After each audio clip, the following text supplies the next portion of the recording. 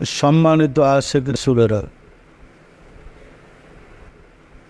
আসলে দুনিয়ার জিন্দেগিতে থেকেই আমাদেরকে আল্লাহ এবং আল্লাহ রাসূলকে পেতে হবে। আল্লাহ এবং আল্লাহ রাসূলের সাথে যোগাযোগ করতে হবে। আল্লাহ রাসূলের সাথে আল্লাহ ও আল্লাহ রাসূলের নির্দেশক্রমে আমাদের চলতে হবে। যদি তা না পারি আমাদের জীবন ব্যর্থ হবে। আসলে ধর্ম মানুষকে শান্তি দিতে পারে সত্যিই, যে ধর্ম সঠিকভাবে পালন করা হয়।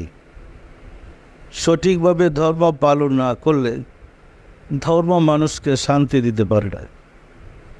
সৃষ্টির শুরু থেকে মানব জাতিকে সৃষ্টি করার পরেই মানব জাতি কীভাবে সমাজে, পরিবারে, জগতে শান্তিতে বসবাস করতে পারবে তার বিধিবিধান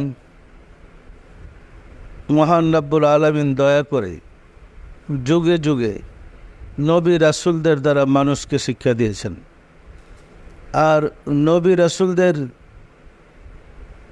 দেওয়া বিধিবিধান প্রতিপালন করে যারা চলেছে, জীবনে চলার পথে তারাই যে কোনো চরম দুঃসময় আল্লাহর সাহায্য পেয়েছে, আল্লাহর রহমত লাভ করেছে, বিপদ আপদ থেকে মুক্তি পেয়েছে।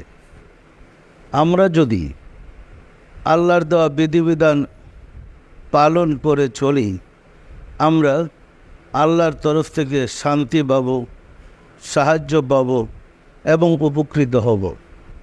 সম্মানিত আশিক রাসূলেরা, উচ্ছৃঙ্খল জীবন মানুষকে শান্তি দিতে পারে না। বর্তমান বিশ্বের পরিস্থিতির দিকে তাকান। যারা উচ্ছৃঙ্খল, আরেক দল উচ্ছৃঙ্খলের সাথে তারাই ধ্বংস হয়ে যায়। যারা সুশৃঙ্খল জীবন যাপন করে তারাই আল্লাহর পক্ষ থেকে পরম শান্তি, রহমত, বরকত লাভ করে থাকে। তাসাউফ বা তরিকা মানুষকে একটা সুশৃঙ্খল জীবন শিক্ষা দেয়। আর সে সুশৃঙ্খল জীবনটাই শিক্ষা দিয়ে গেছিলেন নবুয়তের যুগে নবীগণ, রাসূলগণ, বেলায়েতের যুগে আউলিয়া কিরামগণ। মানুষ সাধারণত উচ্ছৃঙ্খল হয় ষড়রিপুর কারণে। আর সেই রিপুগুলা বাহিরে নয়, প্রত্যেক মানুষের ভিতরে।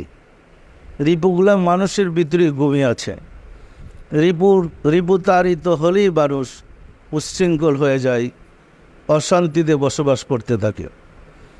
আবার যখন ওই উচ্ছৃঙ্খল মানুষ আল্লাহর মনোনীত মহামানবদের সান্নিধ্যে, সহবতের সংসর্গে যায়, তার উচ্ছৃঙ্খল রিপু আস্তে আস্তে বশীভূত হয়ে তাকে আবার সুশৃঙ্খল জীবন পরিচালনা করতে সাহায্য করে। যেমন ষড়রিপুগুলো আমাদের নিজস্ব, অথচ আমরা বলে বেড়াই শয়তান আমাদেরকে পাপ করাই, তাই আমরা পাপ করি। কি বলেন? পাপের কাজ কে করাই বলেন তো? শয়তান।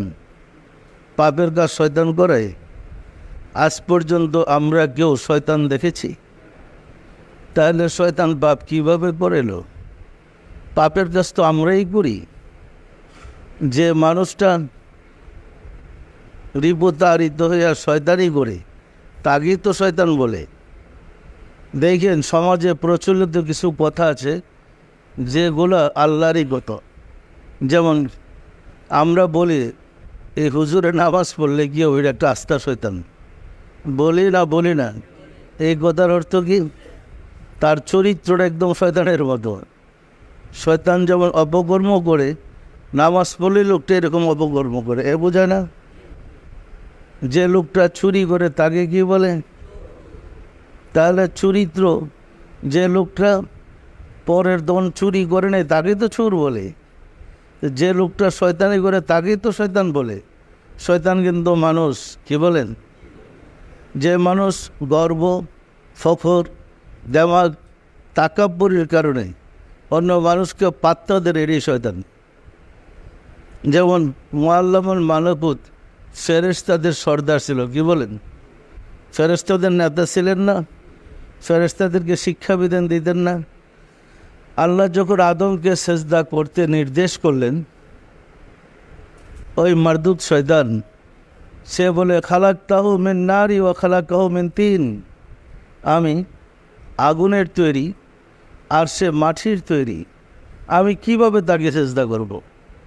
আমাদের মাঝে যে চরিত্রটা দেমাগের, বরত্বের, ফখরের, আমিত্বের, এই চরিত্রটাই কিন্তু শয়তান। পরিষ্কার না? পরিষ্কার না? আমাদের কি চরিত্রটা আছে না নাই? এমন কেউ আছে এটা নাই? সবার ভিতরে গরম চরিত্রটা কিন্তু আছে। এই চরিত্রটাকে আমাদের মুসলমান বানাইতে হবে। আমাদেরকে আল্লাহ থেকে বিচ্ছিন্ন করে রেখেছে শুধু আমিত্ব।